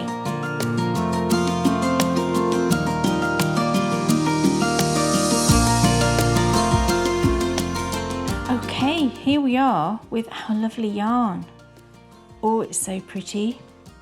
So before we get to knitting the socks, I just want to have a look at the minis. So let's bring them in. Oh, I think that's looking lovely. Do you think that's the right way around to put those greens? I think it is. I think putting it next to the yellow, does it look too yellow? Or does that look better? I can faff later, can't I? Beautiful. So that's our minis. A little rainbow of minis. But of course now we need to get to our socks. So let's bring in the socks and just see where we're up to. So we've got 1, 2, 3, 4, 5, 6, 7, and the heel is 8. So we're on, yeah, number 9. And if we just turn this one in this orientation, that loose stitch there is just where the ends have joined. Don't worry about that. I'm going to show you how to sort that out at the end, but that's where we're up to. And I thought following this sort of soft buttery colour, that red and green would look really nice. And what we're doing is, in my case, I'm just carrying on with my striping sequence. So I'm doing 9 rounds for each of my stripes. So all I'm going to do is I'm just going to start knitting with this colour, and I'm going to work 9 rounds on this sock, 9 rounds on the other. It always goes too fast. I sort of want to desperately knit it to see what it's going to look like, and then it's over within a second, and I kind of want to get to the next one. But it's also been nice to just take our time with this process. So as with every other one that we've done, all I do, I cut this, and we've left a nice tail for weaving in, and then I just sort of grab that end with my finger over here just to keep it at a nice tension and out of the way. I don't tuck it down at this point. I tuck it down when I've done a couple of rounds. So I'm just going to grab my yarn, again leaving a nice end, and then needle in, yarn round, pull through, and we are away. And then for that second stitch, just make sure that you are using the right end of the yarn. And then also what I do is I grab the tail end and I grab it to join that other end that's over there, just to get some tension on it. And we are away and knitting. We're not up and running, we are away and knitting. Oh, it feels lovely to be working back on these socks. Oh, bit of red there, which is nice. I'm desperately hoping I get to those really nice greens. I think I will. I can see them right there on the cake of yarn. I'm going to work around to the end of this round, and then I'll just show you. Have I shown you before how I tuck my yarns, my tail ends down? I can't remember, but let me just show you. So when I get to the other side of the needle here, my tail ends are here. I just pull them over to that side and then carry on to the end of this needle. So let's just carry on. I know a lot of people like to kind of weave in as they knit. Everybody's different. I know some people really love it, but I think it makes the stitches look kind of bulky where you have done that. So I just prefer to do it all at the end. Right, so we've got to the end of that needle, and then let's just push that one on. And we've got our tail ends here. So now, sometimes I'll do 2 or 3 rounds actually, so and then tuck them down. You know, all you need to do is just pull them over the back and carry on.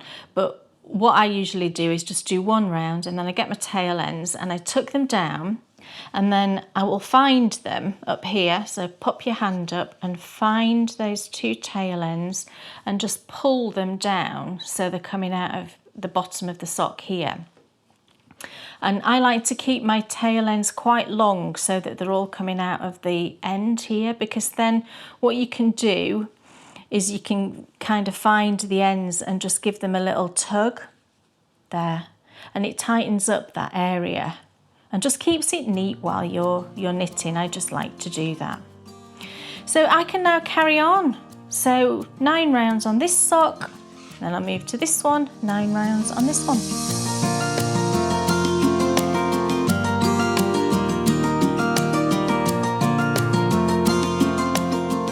Right, so I am off and running and knitting this next section into my lovely socks. Oh, I can't wait. So excited to get this one in. I really like this one. Like I said, I've been saving this one specifically for July because it was festive themed. And yeah, I'm so glad I did, because it fits really well, I think, with that soft gold and the Brinkley, which is the deeper gold, isn't it? If you're dyeing along, then I hope you really enjoyed dyeing your own yarn. And I keep thinking about that green. I just really love it. I might have to just dye a full skein, might I, and just knit some socks or something. Looking at that yarn we've dyed today, it's just screaming out to be a pair of Moss Eccles socks. I might have to knit another pair, because I think that pair's worn out. I gave it to Bryony and I think she wore through them because she really loved that one. Oh, so yeah, stop thinking about that green yarn, okay? It's too hot to dye any more yarn today. And just be happy that you've got this one and some minis, so yeah. So get on with your sock knitting, and yeah, I really, really hope you enjoyed that one. And we're really close to the end now, aren't we? So thank you all for watching this time, everybody, and I will see you back next time for more of My Perfect Socks.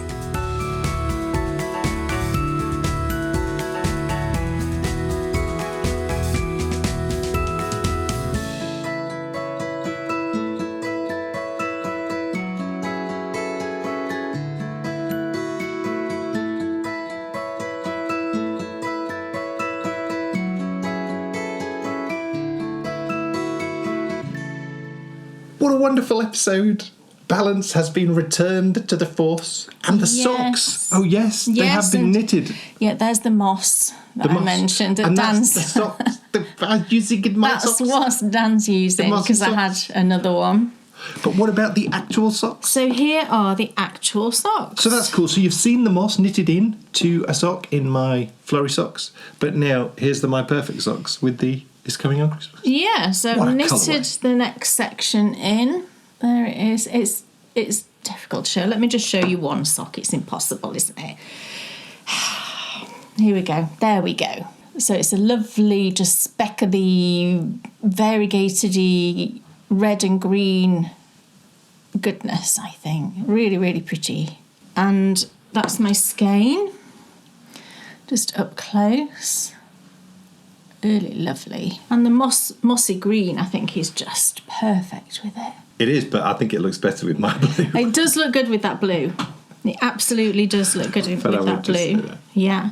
But we're not far off finished now. Just 3 more to go. I know, can you believe it? 3 net. Now there's 3. 3 more to go. Because the 4th episode's just finished. I know.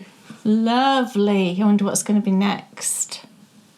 Yeah, can't wait. So what an episode of My Perfect Socks. Fabulous. And just very quickly, I think we should mention, because we had a very lovely message, and you know it's really difficult because we never like to go over the same ground all the time, but someone sent us a message saying, why don't you have adverts on your content? Yeah, she did. And whilst we appreciate the sentiment where she's saying you deserve, all the income you could get, and we certainly thank her for that sentiment very greatly.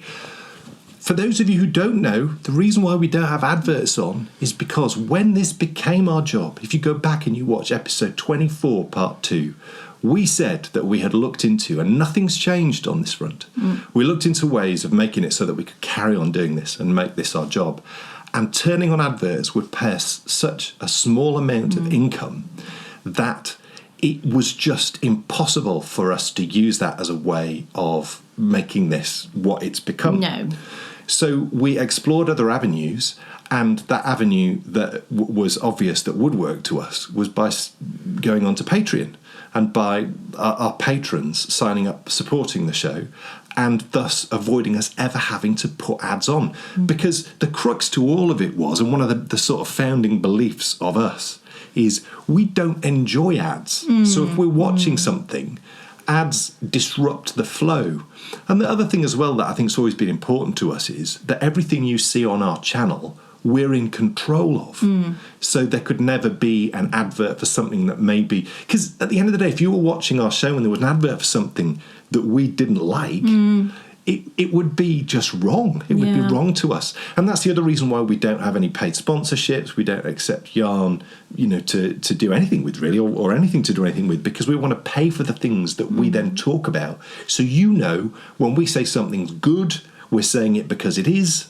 And when we say something's bad, we're saying it because it is. So yeah, there's no sort of obligation to say one thing as opposed to No. another. It's all honest, genuine. Yeah. So, you know, if you've ever wondered why we don't have ads on, it's because our Bakery Bear patrons enable us to do this as our job. And if you enjoy the show and you appreciate not having ads on, effectively what we worked out was that this show here, would it be worth $2 a month of yours to watch? And that's why our basic level of patronage is $2 equivalent of $2 a month. Yeah. But the best part is, at that bronze level, at that $2, you don't just support this show, you also get to watch our Patron Exclusive Show, which Kay spoke about, and you get access to the latest issue of Knitability, our magazine. Yeah, we always wanted to make sure that you are getting something extra Yes. for being a patron, because quite often you'll see, not necessarily knitting Patreon accounts, but I often see Patreon accounts where you're paying just so that they produce the thing, so you're not actually getting anything extra. And we just wanted to make sure that even just at that lowest level of $2 a month, that you are getting that bit extra, just as a thank you for the support. And the other sort of really cool thing about what we did was, we really thought long and hard about how we approached setting up our business when we did back in episode 24, part 2. And what we came up with was a structure of patronage which has never changed. No. So the two, if you became a patron in 2015 when we started this, you'd pay $2 and you'd pay $2 today. So there's never been an increase. No. And when you look at the silver level of patronage, so silver level, that gets you access to our tutorials. Back then in 2015, there was probably 5 tutorials available. Now there's 320. Yeah. And loads of other series too. Yeah, we every year that we've been doing this, we try to enhance the benefits to our patrons, and we love doing that. Just always creating something new, something exciting, so that there's always something to look forward to. That next thing is happening in October or whatever. It is. Yeah. Yeah, I mean, it's something which it's difficult for us in one sense, because we never want to go over old ground, because we don't want to bore people who know this. But what we do forget is we've got new people watching all the time, and the lady who sent you that message would have had no idea. And it's just like, why don't you have ads on? Well, we don't have ads on because we think that it for want of a better word, it's sort of wasting your time, because then you have to sit through ads, don't you? And we just don't want you to have to do that. I mean, what I always do is, I do generally skip them, I've got to say, but sometimes they're unskippable. Yeah. It depends what level the ads have been set at by that particular creator. Yeah. And sometimes they're just at the beginning and at the end, and they're not really that intrusive. But I've watched some where literally every few minutes you're having to skip. And to be honest, I generally don't watch those, because I just find it, I've not got the time to be doing that. But it's everybody's own decision as to what they do on their own channel, really. It is, and the unfortunate thing is how poorly they are paid by the people. I mean, it's just appalling, It really, anybody who gets a YouTube income will know that it really is.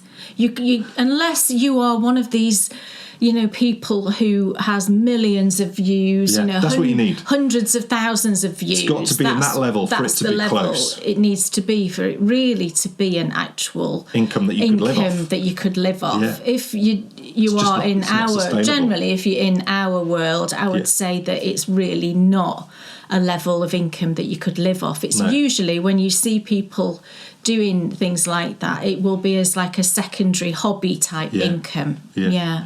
What we did has enabled us, to become a professional video production company. We like to think so. Well, we are. The facts are there. And we are so excited. We've just actually been talking about what's going to happen next year. Kay had her series completely lined up, and there was just some ducks to get in the row for what's going to happen.